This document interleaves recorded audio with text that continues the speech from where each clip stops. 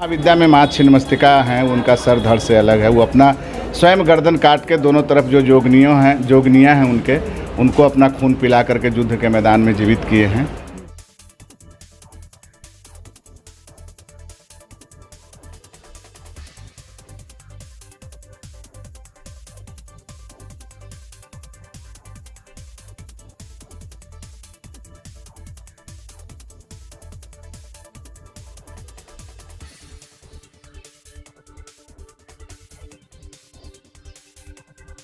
और मन्नत मांगने के लिए यहाँ पर प्रसाद के रूप में सूखा नारियल चुंदरी मिलता है और वो अपने मन की बात कह के लोग मनोकामना करके मन की बात माँ से कह के अपना भाव बांध देते हैं।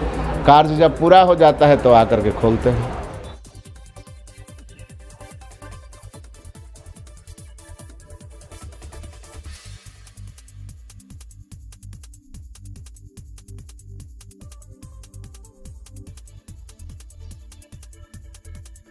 अब कहते हैं कि मन्नतें पूर्ण होती है। ये नारियल वगैरह बांधा जाता है, उसके बाद माँ के पाँव में पायल बांधा जाता है। हाँ, ये क्या परंपरा है? जैसे मन्नत मानने के बाद कुछ लोग मानते हैं कि माँ हमारी ये मनोकामना पूर्ण हो जाएगी तो कोई पायल पहनाएंगे, चुंदरी उड़ाए हुए देखे होंगे लोग, चुंदरी उड़ाएंगे।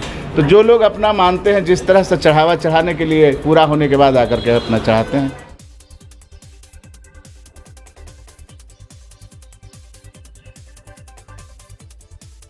कांटी में माँ छिन्नमस्तिके मंदिर है, जहाँ पे भक्तों का आना जाना लगा रहता है।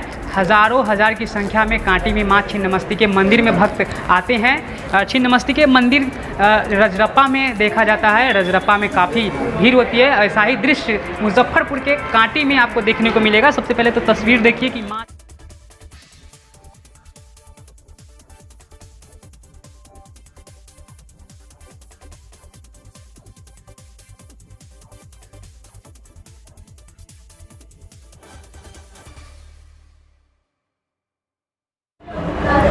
इस वक्त हम लोग मौजूद हैं मुजफ्फरपुर के छिन्नमस्तिके मंदिर कांटी में। हमारे साथ बातचीत करने के लिए बाबा हैं। क्या कहेंगे बाबा, इस मंदिर की क्या विशेषता है? देखिए, माँ का मंदिर तो कहीं भी है तो वो अपने आप में परिपूर्ण है, क्योंकि माँ से बड़ा तो इस सृष्टि में कोई है नहीं। और उसमें भी ये जो माँ का स्थान है 10 महाविद्या मंदिर के रूप में है, जहाँ पर माँ छिन्नमस्तिका का स्थान ऊपर में है और 9 देवी जो हैं इनके नीचे वाले फ्लोर में है। और सबसे नीचे आप जाएंगे तो 108 पिंड शक्तिपीठ के रूप में स्थापना है सबसे नीचे में। बाबा देखते हैं कि माँ की प्रतिमा का जो सिर होता है वो कटा हुआ है, वो क्या जी 10 महाविद्या में माँ छिन्नमस्तिका हैं, उनका सर धड़ से अलग है। वो अपना स्वयं गर्दन काट के दोनों तरफ जो जोगनियाँ हैं उनको अपना खून पिला करके युद्ध के मैदान में जीवित किए हैं। तो इसलिए इनका नाम छिन्नमस्तिका है। माँ काली के उग्र रूप का नाम माँ छिन्नमस्तिका है। अब भक्तों की बात करें तो कहते हैं कि भक्त काफ़ी यहाँ आते हैं। जी काफ़ी श्रद्धा है। इतने कम समय में माँ का कृपा का ख्याति बहुत दूर दूर तक फैला हुआ है और काफ़ी आस्था के साथ लोग माँ के दरबार में आते हैं, अपनी मनोकामना मानते हैं। और माँ बहुत ही दयालु है। आप देखे होंगे कि जो गर्दन कटा हुआ है स्थिति युद्ध काल की है और उस युद्ध काल में दुष्टों का संहार करते हुए अपने जो 2 सहचरियाँ हैं यानी उनके जो सेवक हैं उनका भी प्राण बचाए हैं। तो एक साथ दुष्टों का संहार और अपने भक्तों की प्राण की रक्षा, दोनों काम एक साथ हो रहा है। इसलिए जो माँ का रूप है मतलब बहुत ही शक्तिशाली रूप है, बहुत प्रभावशाली रूप है और उनकी कृपा बहुत ही कम समय में भक्तों के ऊपर काफ़ी हुआ है। इसलिए बहुत दूर दूर से भक्त लोग माँ के दरबार में दर्शन पूजा करने आते हैं।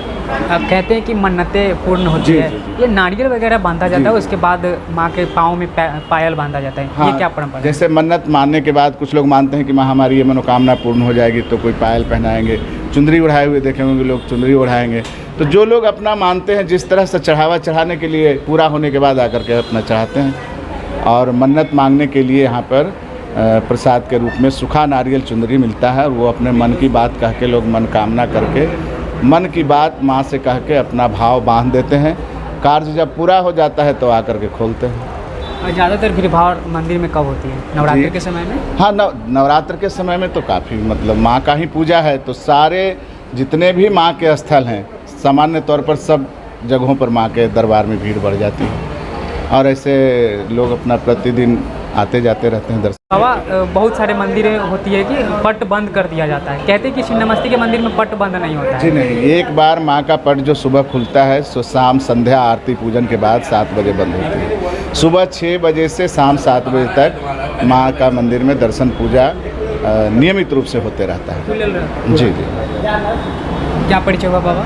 मेरा नाम मुकेश प्रियदर्शी है, गुरु महाराज जी का नाम महात्मा आनंद प्रियदर्शी है।